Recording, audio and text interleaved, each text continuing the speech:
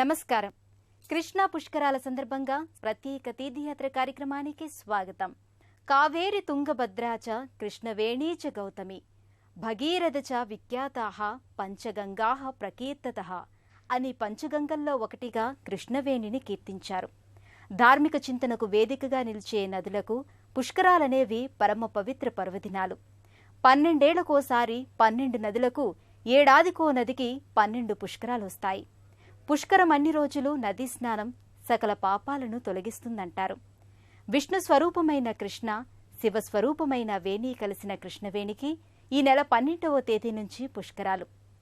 కృష్ణ ఉపనది తుంగభద్ర నదీ తీరాన వెలుగొందుచున్న అష్టాదశ శక్తిపీఠం జోగులాంబాలయం, కృష్ణవేణి నదీ తీరాన బీచుపల్లి ఆంజనేయస్వామి కోవెలలను పుష్కరాల సందర్భంగా ప్రత్యేక కార్యక్రమంగా మీ ముందుంచుతున్నాం.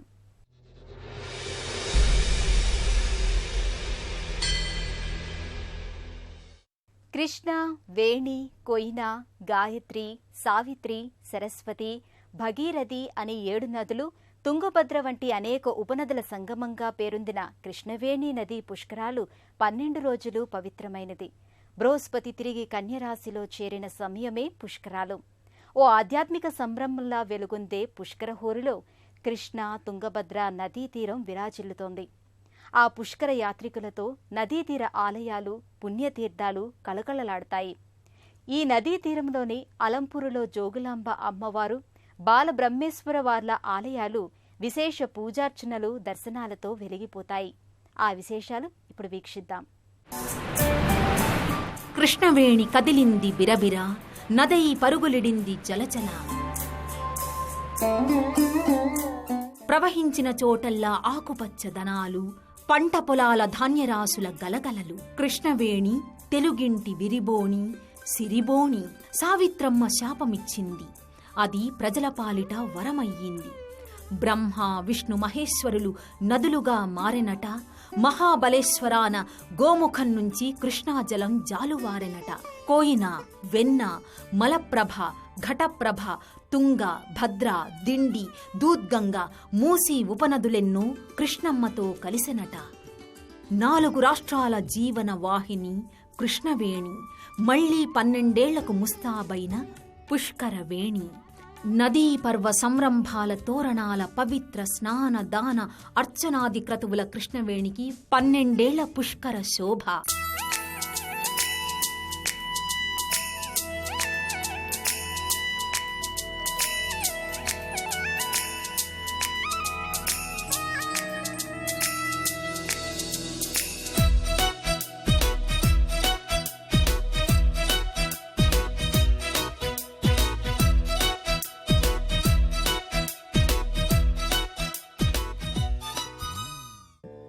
అష్టాదశ శక్తుల నామస్మరణతో పునీతమవుతున్న పుణ్యక్షేత్రం అలంపురం.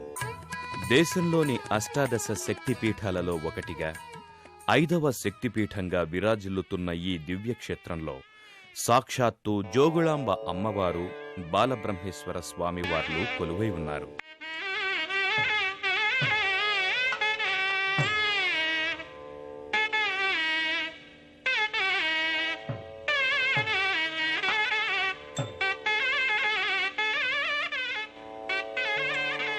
విశృంఖల అనే పేరుతో విరాజిల్లుతున్న ఈ జోగులాంబ అమ్మవారు కొలువై ఉన్న అలంపురం క్షేత్రం మహబూబ్ నగర్ జిల్లాలో ఉంది. కృష్ణానది ఉపనది అయిన తుంగభద్రా తీరంలో ఉన్న ఈ క్షేత్రం ఎంతో ప్రాచీనమైనది. ఎన్నో ఆలయాల సమూహంగా ఉండడం ఈ క్షేత్ర ప్రత్యేకత. అలంపుర క్షేత్రం అద్వితీయ శక్తి సమన్వితం అన్నట్టుగా అలంపురం క్షేత్రాన్ని దర్శించిన వారికి, ఇక్కడ స్నానమాచరించిన వారికి జీవితం అలరింపుగా కొనసాగుతుందన్నది విశ్వాసం. పుష్కర శుభవేళ వచ్చే రావమ్మ కృష్ణమ్మ, దుష్కర్మలు బాపవడిగ రావమ్మ కృష్ణమ్మ. పుష్కర శుభవేళ వచ్చే రావమ్మ కృష్ణమ్మ, దుష్కర్మలు బాపవడిగ రావమ్మ కృష్ణమ్మ. కాశీలో గంగానది ఉత్తరవాహినిగా ఉన్నట్టుగానే ఇక్కడ కూడా తుంగభద్రా నది ఉత్తరవాహినిగా ప్రవహిస్తోంది. ఆకలి దప్పులు తీర్చే అన్నపూర్ణమీవమ్మ ఆదరించుమము చల్లగా మా తల్లి కృష్ణమ్మ పుష్కర శుభవేళ వచ్చే రావమ్మ కృష్ణమ్మ పుష్కర స్నానమాచరించి జోగులాంబ బాలబ్రహ్మేశ్వరులను నవబ్రహ్మలను దర్శించుకున్న భక్తులకు ఇహపర శ్రేయస్సులు చేకూరతాయి. నాటి హమతాపూర్ నేడు అలంపూరుగా ప్రసిద్ధికెక్కింది. ఇక్కడికి చేరుకున్న భక్తులు తుంగభద్రలో స్నానమాచరించిన భక్తులు శక్తిపీఠంలో అమ్మవారి దర్శనానికి వెళతారు. క్రీస్తు శకం 566 నుంచి 757 బాదమీ చాళుక్యులు తమ పరిపాలనా కాలంలో ఈ క్షేత్రాన్ని అభివృద్ధిపరిచారు.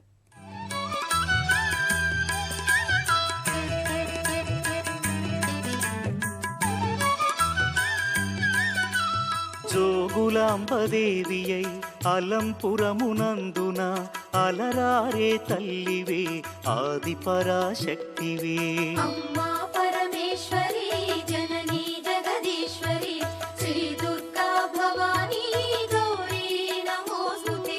భ్రమరాంబిక రూపుతో శ్రీశైల క్షేత్రములో మల్లికార్జుని మదిలో విలసిల్లే తల్లివే అమ్మా పరమేశ్వరి జననీ జగదీశ్వరి శ్రీ దుర్గా భవానీ గౌరీ నమోస్తుతే. మహాలక్ష్మి తేజమై కొల్హాపురమందున కళలోలికే తల్లివే జననీ కళ్యాణి అమ్మా పరమేశ్వరి జననీ జగదీశ్వరి శ్రీ దుర్గా భవానీ గౌరీ నమోస్తుతే. అమ్మా పరమేశ్వరి జననీ జగదీశ్వరి శ్రీ దుర్గా భవానీ గౌరీ నమోస్తుతే. అమ్మా పరమేశ్వరి జననీ జగదీశ్వరి శ్రీ దుర్గా భవానీ గౌరీ నమోస్తుతే. అఖిల జగతి నేలుచున్న ఆది పరాశక్తివే శ్రీ దుర్గా భవానీ జననీ ప్రణమామ్యహం. అమ్మా పరమేశ్వరి జననీ జగదీశ్వరి. దేవతలందరిలోకి ఒక జోగులాంబ అనే అమ్మవారికి మాత్రమే జట ఉంటుందండి. అంటే వెంట్రుకలు ఇలా పైకి లేచి ఉంటాయి.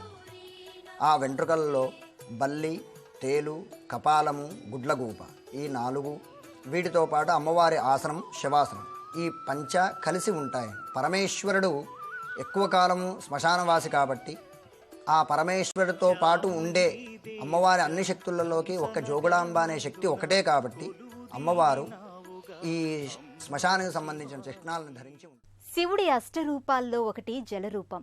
ఋషి తుందులుడిని జలరూపాన విలీనం చేసుకుని పుష్కరుడనే పేరునిచ్చిందే శివుడు. అంతటి శివుడు నదీ తీరాలలో కొలువై నిత్య అభిషిక్తుడవుతూ ఉంటాడు. పుష్కరునికి జన్మనిచ్చిన శంకరునికి పుష్కర నదుల తీరాన విశేష పూజార్చనలు జరగటం సహజమే కదా. ఈ తుంగభద్ర నదీ తీరాన సాక్షాత్తు బ్రహ్మచే ప్రతిష్ఠించబడ్డ శివలింగాలున్నాయి. బాలబ్రహ్మేశ్వర స్వామి ఆలయాన ఆ శివలింగానికి జరిగే వైభోగాలను మనం ఇప్పుడు చూద్దాం.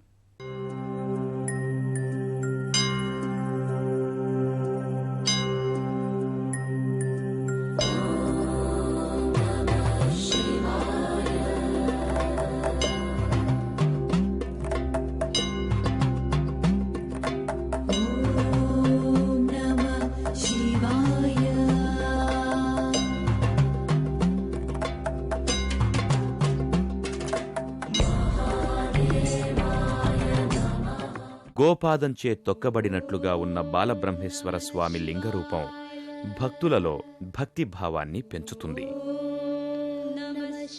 లింగ శిరోభాగం దోసిలి వలె గుంటలు పడి ఉంది. సిద్ధులచే మంత్రౌషధ సంస్కారాలను పొంది బాలబ్రహ్మేశ్వరుడు తనను సేవించిన భక్తులకు సర్వ ఐశ్వర్యాలు ఇస్తాడని భక్తులు చెబుతారు.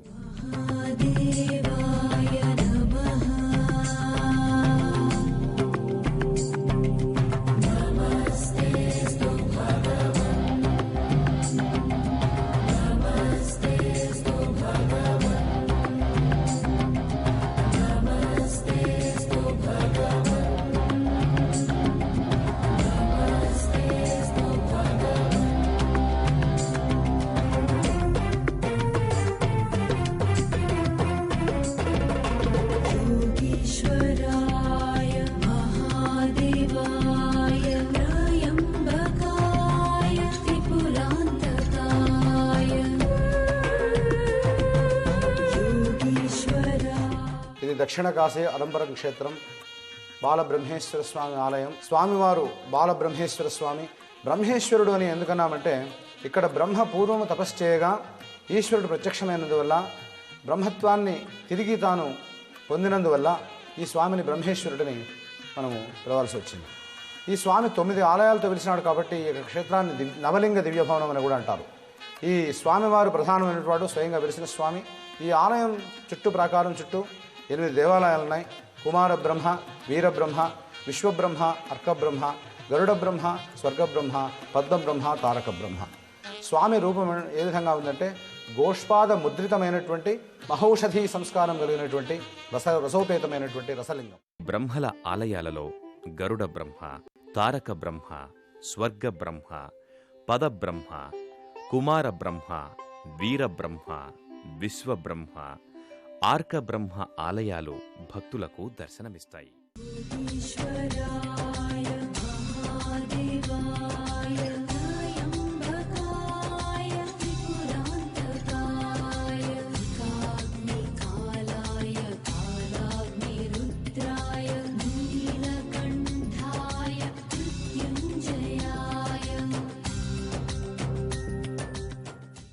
తెలంగాణ రాష్ట్రంలో కృష్ణా తీరాన అలరారుతున్న శ్రీ ఆంజనేయ స్వామి వారి పుణ్యక్షేత్రాలలో ప్రాచీనమైనదిగా విరాజిల్లుతున్న దివ్యక్షేత్రం బీచుపల్లి. మహబూబ్నగర్ జిల్లా ఇటిక్యాల మండలంలో బీచుపల్లిలో కొలువైన శ్రీ ఆంజనేయ స్వామి వారిని 16వ శతాబ్దం ఆరంభంలో వ్యాసరాయుల వారు ప్రతిష్ఠించినట్లు చారిత్రక ఆధారాల ద్వారా తెలుస్తోంది. ఇక్కడ ఈ క్షేత్రంలో స్వామివారు 9వ శతాబ్దానికి చెందిన చిద్దచోళుడి కాలం నుండి ఉన్నట్లు తెలుస్తోంది. ఆ కాలం నాటి ఆలయాలు పూర్తిగా శిథిలమవటంతో 200 సంవత్సరాల క్రితం గద్వాల రాజులు పునర్నిర్మించారని ఆధారాల ద్వారా తెలుస్తోంది. ఆంజనేయ మనుర్లోకేశంకరేణ ప్రకాశిత భూతప్రేత పిశాచాద్య శాకిని బ్రహ్మరాక్షస దృష్ట్వైన ప్రపలాయంతే మంత్రానుశాన తత్పరం అనే ఆంజనేయ మంత్రము శంకరునిచే ప్రవచింపబడినది. ఆ మంత్రాన్ని పఠిస్తూ ఆ స్వామిని చూచినంతనే భూతప్రేత పిశాచాదులు పారిపోతాయని చెబుతారు. ఆ స్వామి నామస్మరణతో పునీతమవుతున్న పుణ్యధామం బీచుపల్లి. ఆంజనేయ స్వామి అతి పురాతన క్షేత్రాలలో ఒకటిగా వెలుగొందుతున్న ఈ దివ్యక్షేత్రం ఆ స్వామి మహిమాన్వితాలతో పవిత్రతనొందింది.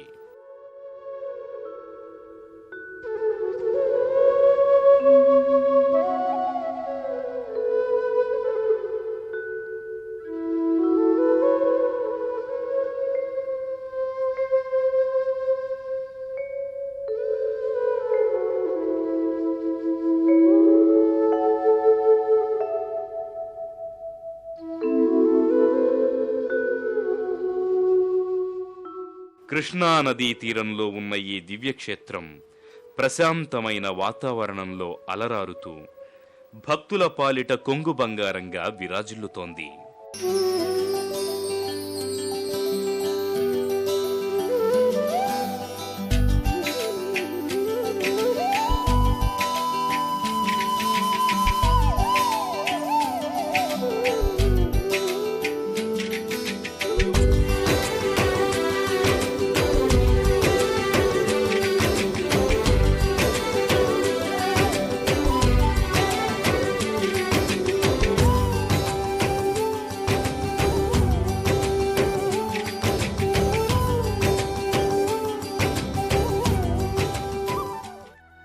బీచుపల్లి ఆలయం సువిశాల ప్రాంగణంలో అలరారుతున్నది. బీచుపల్లి గ్రామం రూపొందాక క్రీస్తుశకం 1697 నుంచి 1735 వరకు గద్వాల ప్రభువుగా ఉన్న పెదసోమనాద్రి కాలంలో ఈ ఆలయం నిర్మితమైంది. ఒకప్పుడు ఈ ప్రాంతమంతా కీకారణ్యం. ముని ఆశ్రమాలతో, నిరంతర జపతపాలతో, మంత్రఘోషలతో పవిత్రీకృతంగా ఉండేది. ఈ ప్రదేశంలోనే కణ్వ మహర్షి ఆశ్రమం కూడా భాసిల్లేది. వ్యాసరాయల వారు ఇక్కడ ఆంజనేయ స్వామిని ప్రతిష్ఠించారు.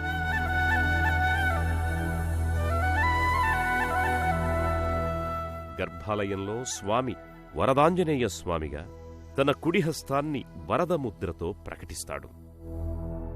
కృష్ణానదికి అభిముఖంగా కృష్ణానదిని వీక్షిస్తున్న రీతిలో స్వామి విగ్రహాకృతి ఉంటుంది.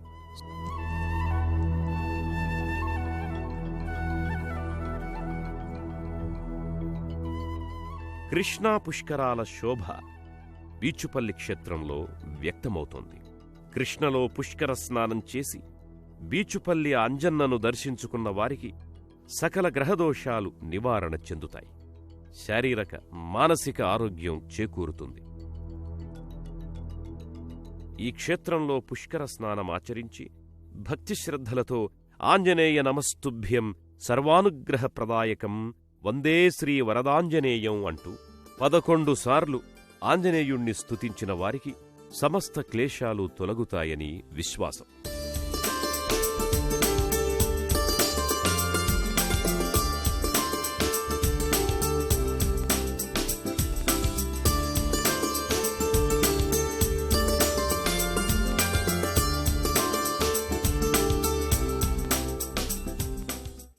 బీచుపల్లిలో కొలువైన శ్రీ ఆంజనేయ స్వామి వారిని బీచుపల్లి రాయుడని పిలిచేవారని ప్రతీతి. కృష్ణానది దక్షిణ వాహినిగా ప్రవహిస్తున్న ఈ దివ్య ఆలయంలో కొలువైన శ్రీ ఆంజనేయ స్వామి పూర్వాభిముఖంగా, ఆలయం దక్షిణముఖంగా దర్శనమిస్తాయి. గర్భాలయంలోకి చేరుకున్న భక్తులు గర్భాలయంలో కొలువైన ఆంజనేయ స్వామి వారి దివ్యమంగళ రూపాన్ని దర్శించుకుని, తండ్రి అంజనీపుత్ర, మా పూజలందుకొని మమ్మనుగ్రహించు స్వామి అంటూ భక్తితో ప్రణమిల్లుతారు. నమో ఆంజనేయం నమో దివ్యకాయం నమో వాయుపుత్రం నమో సూర్యమిత్రం నమో నిఖిల రక్షాకరం రుద్రరూపం నమో మారుతిం రామదూతం నమామి. శ్రీకృష్ణ దేవరాయల వారి గురువైన వ్యాసరాయల వారు ఇక్కడ స్వామివారిని ప్రతిష్ఠించి స్వామివారికి రోజూ అర్చనాదులు చేయటానికి ఎవరిని నియమించాలా అన్న ఆలోచనలో పడ్డారట. అయితే ఆ రోజు రాత్రి శ్రీ ఆంజనేయ స్వామివారు వ్యాసరాయల వారికి కలలో కనిపించి తనను మొదటగా ఎవరైతే దర్శించుకుంటారో ఆ వ్యక్తినే అర్చకుడిగా నియమింపమని చెప్పారట. ఆ మర్నాడు ఒక బోయపిల్లవాడు అటుగా వచ్చి స్వామివారిని దర్శించుకున్నాడట. ఇది గమనించిన వ్యాసరాయల వారు ఆ బోయపిల్లవాడినే అర్చకుడిగా నియమించారట. ఇక్కడ మొట్టమొదటి పూజారిగా బోయవాళ్లు ఇక్కడ దేవుని స్వామిని కొలుస్తారు. తర్వాత బ్రాహ్మణులు పంచామృతాభిషేకము, ఆకుపూజ మరియు ఇతరత్ర సేవలు కూడా స్వామివారికి జరిపిస్తారు. ఇక్కడ ఈ యొక్క స్వామికి 41 రోజు దీక్ష ఎవరైతే చేస్తారో వారికి భయభ్రాంతులు, పిదప భూత ప్రేతాలు కూడా తొలగునని ఇక్కడ ఒక ప్రతిథి, ఇక్కడ ఒక మహిమ. प्रकीर्तिप्रदायं प्रभादिव्यकायं प्रकीर्तिप्रदायं भजे वायुपुत्रं भजे बालगात्रं भजे वायुपुत्रं भजे बालगात्रं भजेऽहं पवित्रं